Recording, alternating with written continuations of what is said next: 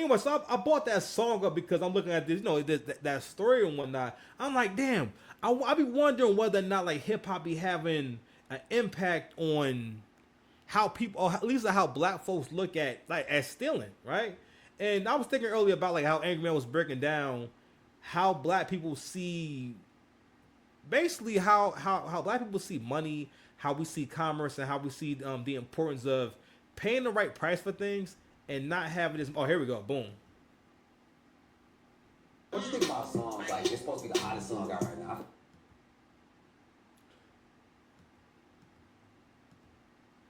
What do you think about songs like that? Is this something that encourage?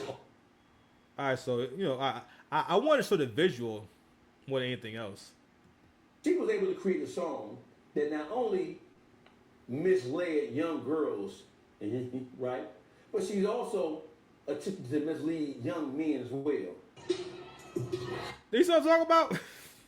First of all, why is this nigga dancing to the song? You would think it was his record. The way he playing this, you know what? Maybe it is his song. But just watch this shit. It's like a whole movement. The kids is going up to this, yo.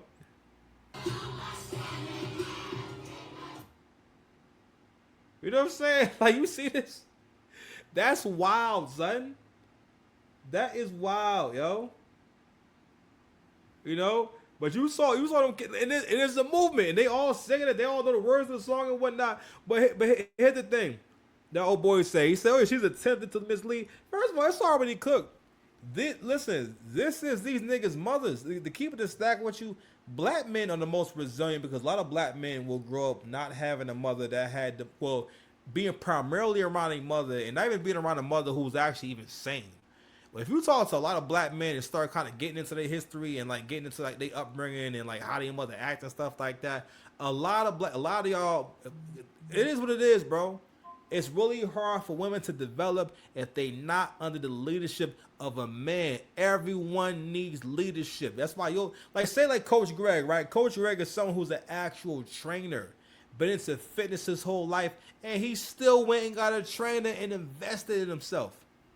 Right? He don't need no trainer. He don't need help, putting in work. He know how to work out. He know how to push himself, right? But he's still invested. You know what I'm saying? Because the idea is that I'm going to invest in going into the extra mile because I'm not invested in, getting a new body. You know what I mean? Getting being motivated, having somebody with me. And again, it's the price you pay for what you want, right? And just overall, it's about like what you want to put into it. And don't get me wrong, listen, I heard a little bit of it. That shit is catchy, but at the same time, it's like, bro, I don't know. At this point, I don't think it's anything to really complain about. I mean, because the kids are where they're at, man. Like kids, the mamas. I'm saying this they mama.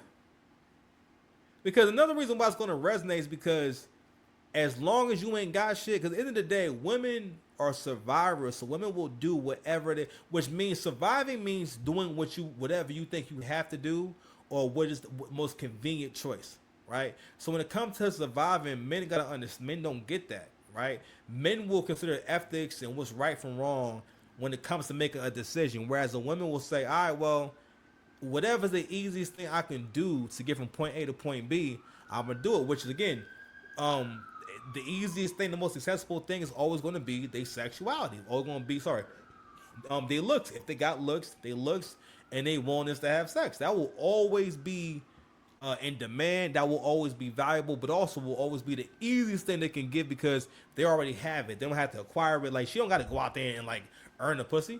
You know. So I'm like, listen, women would treat having a vagina that had sex so much differently if they had to go out there and like earn it, and like they couldn't like get their vaginas until like they was like 25 and whatnot. You know what I mean? Some people, they don't get them. Some women like you have late bloomers. Well, they don't get their vagina. They can't afford one until they're 30 years old. You know what I mean? And late bloomers, so they really appreciate having a vagina. You know what I mean? So you know what I mean?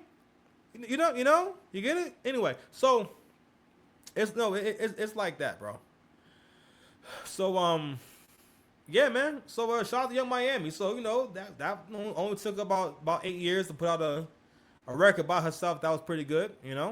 So shout out to her. But yeah, man. Yeah, we gotta stop making this content as if like we just started kind of going downhill as a community. this shit been going on for a super long time. A lot of men don't even realize you don't operate like men. You don't talk like men. You don't act like men. You live in fear. Everything is in fear. Like myself, right? I realized like, yo, you gotta stop doing things that make you an anxious person. Because whether you realize it or not, when your mental health is declining and whatnot, it becomes way tougher to tolerate and to problem solve in your personal life, period. And mainly doing what you have to do well. You know what I'm saying? And going back to the whole survival thing, right? When I said that women are survivors, the reason why scamming culture, why my music turn on? The reason why scamming culture and rapping about scamming ain't no big deal, because at the end of the day, oh my bad, hold on. Heartbeat switch and trap remix. I'm trying to remix this beat real quick. Yeah, because y'all don't be realizing when you selling yourself short. Like for example, right? When it comes to black men have this thing. Well, American black men in particular had this thing about being so averse to paying or giving women money, even if they got money. It's something different, right? When you don't got the money, understandable. That makes sense. The idea is that the more money you have, the more inclined you are to pay for conveniences, right? But overall, black men, and shout to CJ, it's not my original point, but black men will again wrap their ego up in how women feel about them. And don't get me wrong, it's nice for girls to find you attractive, and you have to look at it as that comes with it, not this thing that you focus on, because that's fleeting and it doesn't really matter. If you really think about it in the grand scheme of things, first and foremost, you got one penis, and most men are not really into like banging a whole bunch of girls. If you got one that you like to be with and stuff like that, most of the time it's good enough. You know what I'm saying? Most of the time. Hold on, let me hit his track real quick. Most of the time it's gonna be good enough. You know what I mean? But yeah, man. As long as I got that mindset, you'll always think that it makes sense to do the wrong thing, right? Because again, get me wrong, when you doing too bad, that's nothing about survival. Survival is not really akin to or related to or adjacent to right from wrong. Because survival is subjective. I can say, you know what, in order to survive, I'm going to steal this loaf of bread. And I can pull you into this whole philosophical argument when I ask you, if I'm starving, is it right for me to steal a loaf of bread, or should I just starve to death? You know what I mean? I get philosophical on you. I put on the toga, look you in your eyes and whatnot.